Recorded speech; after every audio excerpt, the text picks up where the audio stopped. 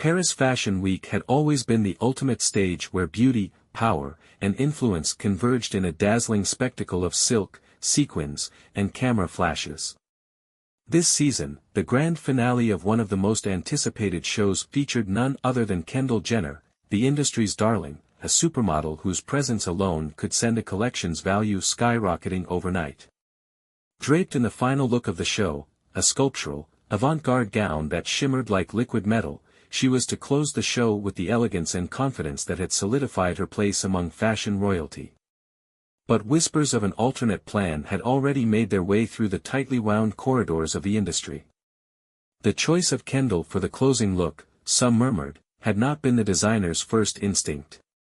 In a move that had shocked even some of the inner circle, the designer had originally envisioned Demi more for the role, a bold departure from tradition, but one that would have made a powerful statement. Demi's recent re-emergence into the fashion world had been nothing short of a revelation. At 62, she possessed a rare, enduring beauty, a presence that spoke of decades of Hollywood glamour. Her recent campaigns with luxury brands had only amplified her influence, proving that she could command the same level of attention as any contemporary supermodel. There had been a brief moment where it seemed the designer had wanted to use her as the embodiment of timeless beauty, the final act in a show meant to celebrate both past and future. Yet, something had shifted behind closed doors. Brand executives, investors, and marketing analysts weighed in, their voices louder than the creative vision itself. The decision, as it so often was in the world of high fashion, had been about more than artistry, it had been about commerce. Kendall, with her millions of followers and the unwavering attention of the digital age, was the safer bet. Her name, her reach, and her association with the world's most marketable family promised results that a nostalgic callback to classic Hollywood simply could not guarantee. And so, the call was made, Kendall would close the show. Demi, unaware of these backstage deliberations at first, had arrived at the event expecting nothing more than a front-row seat, a position of honor, yet one that was a far cry from the role she might have played.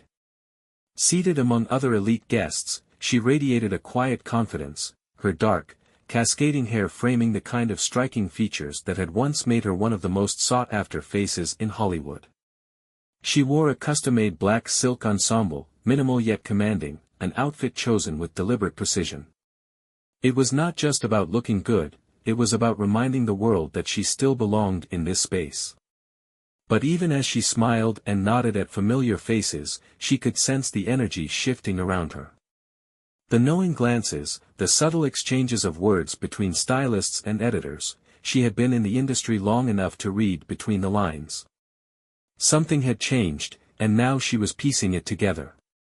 It wasn't until a former colleague from the film world leaned in, voice just low enough to be discreet yet purposeful enough to ensure she heard it, that the final piece fell into place.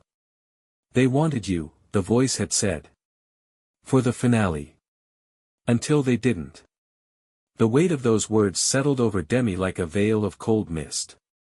She did not react, not outwardly. Years in Hollywood had trained her well. But something inside her tightened, just slightly, just enough to register that she had, in some way, been cast aside. Not for lack of talent. Not for lack of presence. But because in a world increasingly dictated by algorithms and youth-centric marketing, she had been deemed less commercially viable than a woman half her age. As the show commenced, the tension in the air remained unspoken yet palpable. Models floated down the runway, each look meticulously designed, each movement choreographed to perfection. And then, the moment came. The final act. Kendall emerged from the wings, the fabric of her gown gliding like molten silver as she moved with a practiced grace that had been honed through years of runway dominance. The audience erupted into applause, the cameras flashing in an almost blinding storm of light. It was a perfect ending, flawless, seamless, and undeniably modern. Yet, as Demi sat watching from the front row, she could not ignore the quiet irony of the scene. The industry that had once worshipped longevity, that had once built legends out of those who could stand the test of time, had now reshaped itself into something far less patient. A new world, ruled by instant gratification, fleeting trends, and social media statistics. A world where experience and history were often overshadowed by the promise of a viral moment. Kendall, for her part, was oblivious to the underlying storm. She had no knowledge of the discussions that had taken place before her name had been stamped onto the show's finale. To her, it was just another successful night, another triumph in a career filled with them. But as she turned at the end of the runway, her gaze momentarily flickering over the audience, she found herself locking eyes with Demi for the briefest of moments. It was imperceptible to most, a fleeting exchange that lasted no more than a second. But in that second, an entire unspoken conversation seemed to unfold. A silent acknowledgement of something neither woman had said aloud. The stage lights dimmed, the show ended, and the applause thundered on. But somewhere in that crowd, between the flashes of cameras and the murmurs of admiration, a quiet rivalry had just begun. Backstage at the venue, the energy of the show lingered in the air like an intoxicating perfume, a mixture of triumph, relief, and lingering tension. Models slipped out of their impossibly intricate ensembles, makeup artists dabbed away the last traces of highlighter, and designers exchanged words of congratulations in hushed yet hurried voices. The controlled chaos of the fashion world never truly ceased, only shifted in tone. And amidst it all, the air between Demi Moore and Kendall Jenner had turned impossibly thin. Kendall moved through the backstage area with the effortless grace that had become second nature to her. Though accustomed to the demands of the runway, she had learned that the real game was played in the moments after, the handshakes, the quiet affirmations from the right people, the subtle nods that determined who truly held power in the room. Tonight had been a victory, but an unshakable discomfort simmered beneath the surface of her usual self-assuredness. It was a comment, barely loud enough to reach her ears, that made her pause. A stylist, lost in a casual exchange with an assistant, let slip the words that turned the night's triumph into a question of legitimacy. She hadn't been the original choice. She had been the replacement. The one selected only after a decision had been overturned. The words fell over her like an unexpected gust of cold wind. She hadn't questioned why she was chosen, her name alone carried enough weight to make her the obvious pick. But now, an entirely new narrative formed in her mind. If she wasn't the first choice, then someone else had been. And that someone was Demi. Her initial reaction was disbelief. Then, quickly, indignation. It wasn't just the fact that she had been a second thought, it was the implication. The idea that someone had dared to suggest she wasn't enough. That her carefully cultivated presence, her years of dedication to the industry, had been somehow less worthy than a face from the past. Somewhere in the same maze of backstage corridors, Demi navigated the space with the kind of ease that came with experience. She had spent a lifetime in rooms like these, where power was exchanged in the form of fleeting glances and veiled compliments. Even now, she carried herself with an aura that made people pause, uncertain whether to treat her as a Hollywood legend or as an industry rival. What had been a quiet revelation in the audience now became something more concrete. The knowledge that she had been considered, then discarded, left a bitter taste. Though she had schooled herself into remaining composed, something about the decision gnawed at her. It wasn't just a matter of being replaced, it was about what that replacement represented. A younger face. A name built not on legacy but on social media metrics. A symbol of an industry that no longer valued the past as much as it once did. A producer, unaware of the ripples his words would cause, made a passing remark that solidified her suspicions. Kendall had only been brought in at the last moment. The designer had fought for Demi, wanted to make a statement with her presence, but in the end, the decision had been out of his hands. The higher-ups had insisted on Kendall, citing her relevance, her ability to draw attention from the most coveted demographics. It was a matter of business. Nothing personal. But to Demi, it was personal. And then, as if drawn by the very tension threading between them, their paths crossed. The backstage corridor was crowded with designers, assistants, and press moving between interviews and post-show meetings, but for a moment, the space between them felt isolated, charged with something unspoken. Kendall studied Demi, now seeing her not just as another A-list guest, but as a competitor. A woman who had, at least for a fleeting moment, been poised to take what should have been hers. Though no words were exchanged, her expression hardened ever so slightly, a flicker of something dangerously close to resentment flashing across her carefully composed features. Demi, for her part, met Kendall's gaze with a quiet intensity of her own. There was no malice in her eyes, no overt sign of hostility. But there was something else, something deeper. A silent awareness of what had transpired. A recognition of what Kendall had now realized.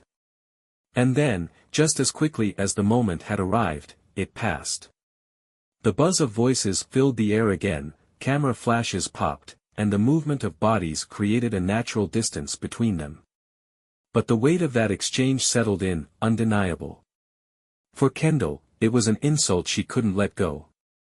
The idea that Demi had spoken about her behind the scenes, questioned her ability, implied that she lacked a quality only those from a different generation seemed to possess.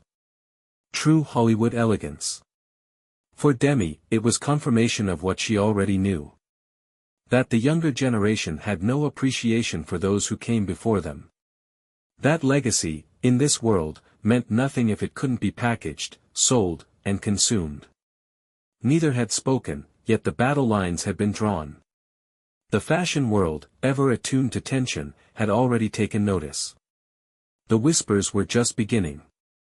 The after-party was an extension of the spectacle, a carefully curated evening where the elite of fashion and entertainment mingled under chandeliers that dripped with excess. The event, held in a historic Parisian mansion, was drenched in the glow of candlelight and the flashing bulbs of waiting cameras. Guests floated between velvet-draped lounges, sipping champagne from crystal flutes, their laughter a soft hum beneath the steady thrum of curated music. Kendall arrived with the effortless confidence of someone accustomed to such gatherings. Dressed in a form-fitting silk gown that clung to her like liquid gold, she was the picture of modern glamour, youthful, sleek, and unmistakably relevant. She made her way through the room, exchanging air kisses with designers and offering nods of acknowledgement to those whose presence mattered. But beneath the surface of practiced charm, an awareness lingered. She knew Demi was here. Demi, too, had entered the grand hall with the kind of presence that came not from youth but from years of commanding attention. Draped in an elegant black gown, its structured design reminiscent of the old Hollywood era, she didn't need to demand the room's notice, it was given. Whispers trailed her as she moved, some admiring, some curious. The night's earlier revelations still simmered beneath her cool exterior, and though she showed no outward sign of it, she was fully aware of Kendall's gaze lingering on her from across the room. Then came the moment neither could avoid. A photographer, eager for the perfect shot, called for a group photo. The guest list was brimming with industry legends and modern icons alike, making it the kind of moment that would be splashed across magazine covers and dissected on social media for weeks.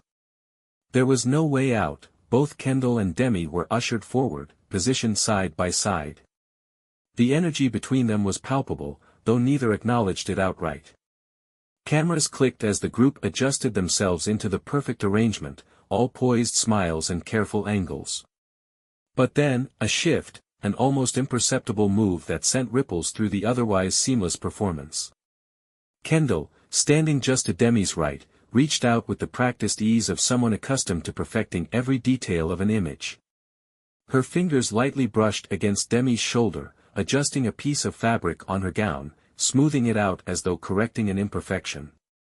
The movement was subtle, innocuous on the surface, but layered with an unspoken message. A quiet assertion of dominance. A suggestion that Demi, despite all her years of experience, needed refinement. Needed fixing. The gesture was caught on camera, a moment frozen in time. Demi, ever the professional, didn't flinch. But beneath the calm facade, something steeled. She turned slightly, angling herself in a way that brought her gaze level with Kendall's. And then, with a faint, knowing smile, she delivered her response. The words weren't loud, nor were they meant to be. But the weight of them, wrapped in effortless coolness, sent a ripple through the space between them. A carefully placed remark, one that required no raised voice, no overt hostility. Just a simple, elegant contrast drawn between the fleeting nature of trend-driven beauty and the lasting power of true timelessness. Kendall's expression barely shifted, but something flickered in her eyes, just for a second. A momentary crack in the veneer. The cameras caught it all. The room, full of people trained to recognize tension when it unfolded in the most glamorous of settings, took notice. The shift in the air was so subtle that it barely disrupted the carefully maintained harmony of the night, yet the moment had been documented, immortalized by lenses designed to capture the essence of the industry's greatest dramas. As the evening progressed, whispers followed in their wake. The image spread like wildfire, dissected frame by frame. Social media lit up with speculation. Had Kendall subtly shaded Demi? Had Demi thrown a verbal dagger in return? By morning, the headlines would write themselves. By the time the after-party whispers turned into online speculation, the story had already started to take on a life of its own. The tension between Demi Moore and Kendall Jenner had transformed from a fleeting red carpet moment into an unfolding narrative that the media and the public couldn't resist piecing together. But beneath the surface of speculative headlines and dissected photographs, a deeper history between the two had begun to emerge. It started as a quiet revelation, a throwaway comment in an industry podcast, a subtle but knowing remark from a seasoned entertainment journalist. The connection between Demi and Kendall, it seemed, stretched beyond Fashion Week, beyond Hollywood, and into something far more personal. Rumor Willis.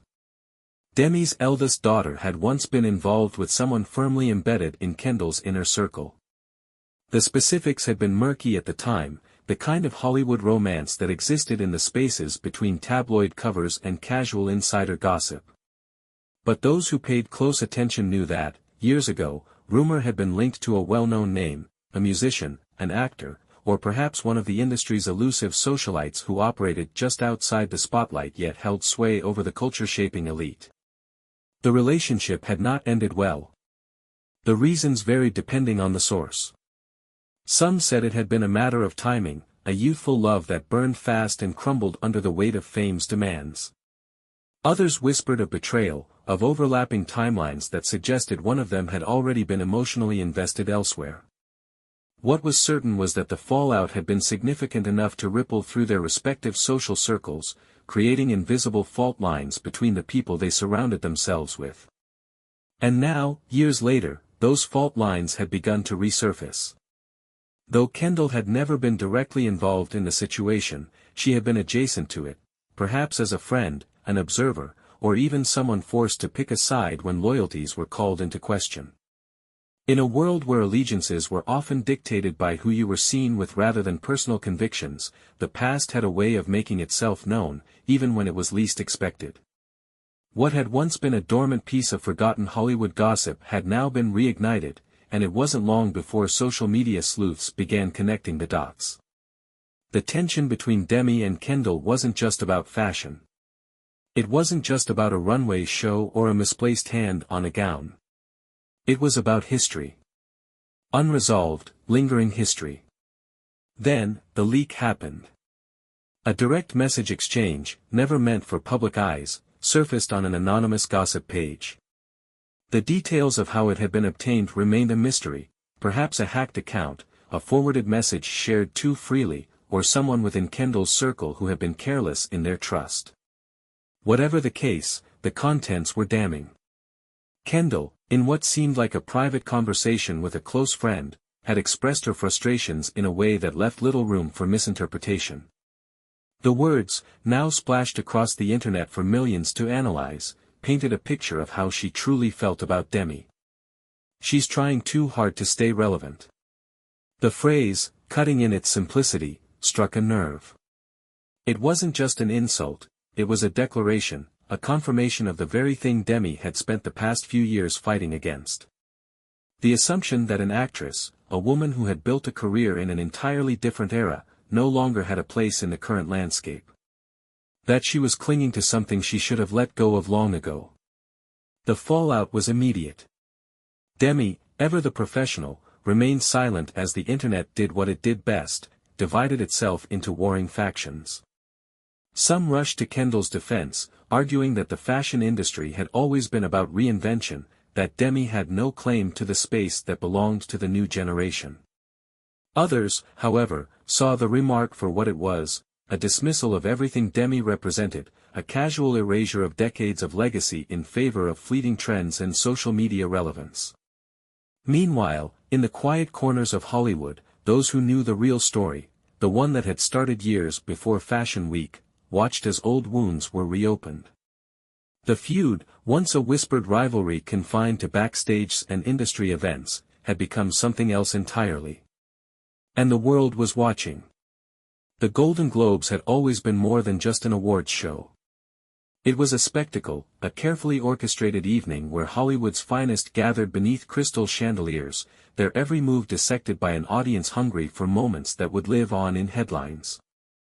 The air crackled with anticipation, not only for the accolades but for the unscripted glances, the unspoken rivalries, and the tensions that simmered just beneath the surface. Demi Moore, poised and luminous, had already commanded the evening. Dressed in a midnight-hued gown that cascaded in perfect folds around her, she embodied the grace of a Hollywood legend, a reminder of an era when star power was cultivated through talent, not algorithms. Tonight, her return to cinematic prestige was complete. Her name had been announced, the applause had thundered, and now, as she rose to accept her award, the room turned its collective attention to her. Across the ballroom, Kendall Jenner sat among the industry elite, her presence beside Timothée Chalamet ensuring that cameras lingered just a second longer on their table. She was accustomed to this kind of setting, dimly lit tables adorned with champagne flutes, familiar faces smiling through thin layers of cordiality, every glance and gesture potentially turning into a viral moment. But as Demi made her way toward the stage, Kendall felt something shift in the atmosphere. Demi moved with measured elegance, the golden trophy glinting under the warm glow of the lights. The audience clapped, some rising to their feet in admiration. As she walked past the tables of nominees and industry powerhouses, she maintained a serene composure, her expression a portrait of dignity and poise. Then, for the briefest of moments, her path aligned with Kendall's. The cameras caught it, the split second in which their worlds overlapped, the moment when their eyes could have met. But they didn't. Demi walked past without the slightest flicker of acknowledgement, her gaze steady, focused ahead. The absence of recognition was louder than any words could have been. Kendall barely moved, but something in her expression flickered, an almost imperceptible shift, a tightening of her features, a brief glance downward before composing herself. It was the kind of moment that, on its own, might have gone unnoticed. But in an era where nothing in Hollywood remained unseen, it was instantly captured, analyzed, and magnified. Within minutes, social media was ablaze. The clip replayed on loop, frame by frame, dissected from every possible angle. Was it a deliberate snub? A power move meant to cement Demi's status over the younger generation? Or had it been nothing more than coincidence, an unintentional oversight in the grand spectacle of the evening? The internet, as expected, split itself into factions. Some championed Demi's cool indifference, praising her for refusing to engage in what they deemed trivial drama. Others took Kendall's side, interpreting the moment as yet another example of Hollywood's gatekeepers dismissing the new era of stardom.